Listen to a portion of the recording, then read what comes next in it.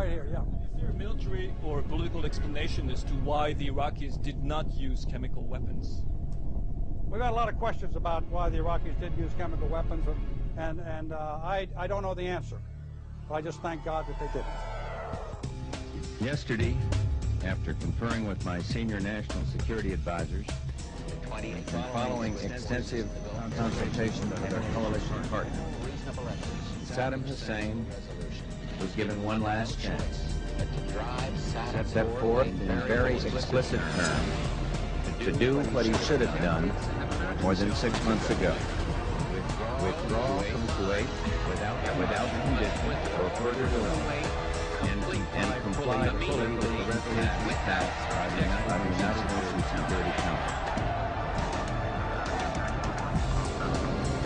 The liberation of Kuwait has now entered a final phase. I am therefore directed to use all forces available, including ground forces, to eject the Iraqi army from Kuwait.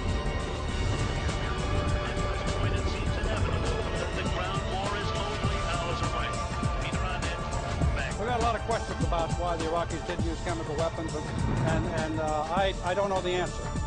I just thank God that they didn't.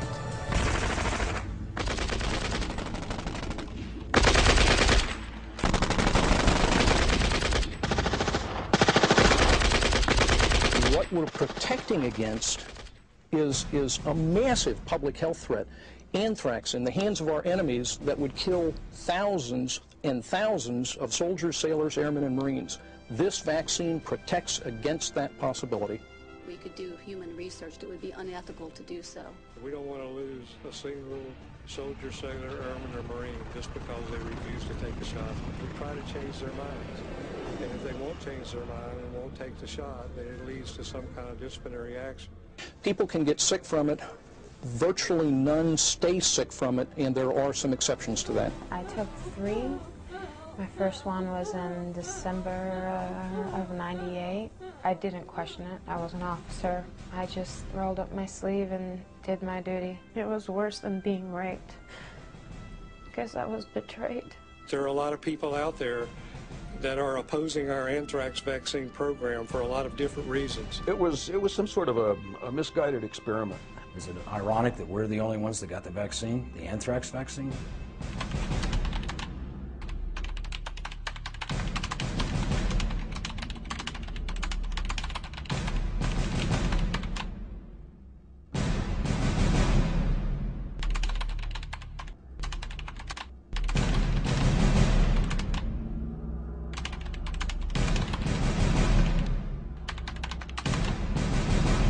We had ours on the same day, one in each arm. This is the air loss I suffer. My hands, they're permanently discoloured, and I can't feel my fingers. I break bones in them, and they don't work no more. One of the associated aspects of the congenital defects is the burning semen syndrome, which is common amongst Gulf War veterans.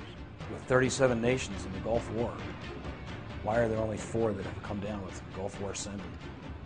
Why didn't the Kuwaitis develop Gulf War syndrome? They were occupied by Iraq for a number of months. But there are reasons why you wouldn't want to give a person a shot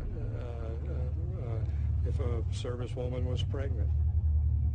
Military women, after receiving the vaccine, are being advised not to become pregnant during the 18-month period of 6 anthrax shots. This is due to reported pregnancy problems and birth defects. People suffering from the Gulf War syndrome have reported the following symptoms: blackouts, chronic fatigue, cysts on the scalp, lesions on the brain, heart, and lungs, the inability to concentrate, respiratory problems, skin rashes, vertigo, autoimmune disorders, chronic headaches, thyroid cancer, paralysis of the stomach, allergies, liver damage, Tourette's syndrome, and more. Driving along a quiet residential street in Lansing, Michigan, one comes upon a 12-foot-high razor-wire chain-link fence, cement pylons, and then a small sign, Bioport Corporation, In 1997, former employees of the Michigan Department of Health attempted to purchase Bioport Labs for $50 million. While they were in escrow, former Joint Chiefs of Staff Admiral William J. Crow and Fuad El-Hibri, a munitions dealer who was born in Lebanon and raised in Germany, bought the lab for $25 million in cash. Ex-Joint Chiefs of Staff Admiral William J. Crow was the first military commander to endorse Bill Clinton in his run for presidency in 1992. In keeping with his intended legacy of biohazard preparedness, President Clinton endorsed mandatory vaccinations for the entire U.S. military by the year 2000. Bioport was given a single-source contract to supply and manufacture anthrax vaccine to the entire 2.5 million military members. It's the very first anthrax shot. Raise your hand. For every one individual that comes forward, there are 3 individuals that will not. So we were giving multiple vaccinations, including those who were due for their anthrax vaccine, on a flu shot line. Now, how in the world can you determine if a vaccine had caused an illness or an adverse reaction when you're giving it concomitantly with other vaccines? They still do the ballroom dance, that they're still dancing on the subject, and there's still information coming in, and they still stick by their guns, and they still say that there's nothing wrong with this vaccine. They're criminals. You know, I'd rather have caught a bullet from an AK-47 than gotten injected with this stuff. At least I would have known what my fate would have been. You know, am I going to be alive 2 years from now? Or am I going to join the ranks of some of my buddies that are passing away? Or in wheelchairs? Or walking on crutches? Anything that I have to go on now in my life is karma. And I don't want to think bad upon anybody else. But I hope what goes around comes around, and that they will get theirs in the end.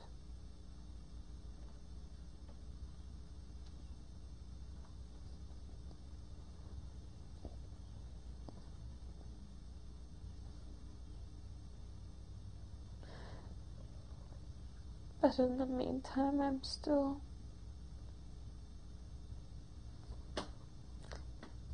like this. And I won't know anything else.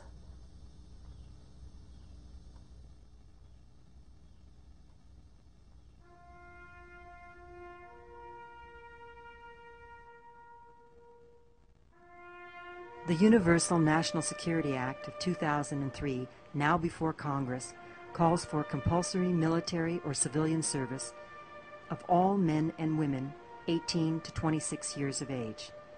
This bill fails to address the health concerns that exist within the United States military, which discourage a voluntary service and re-enlistment of experienced and qualified personnel, namely the right to informed consent within a voluntary vaccination program.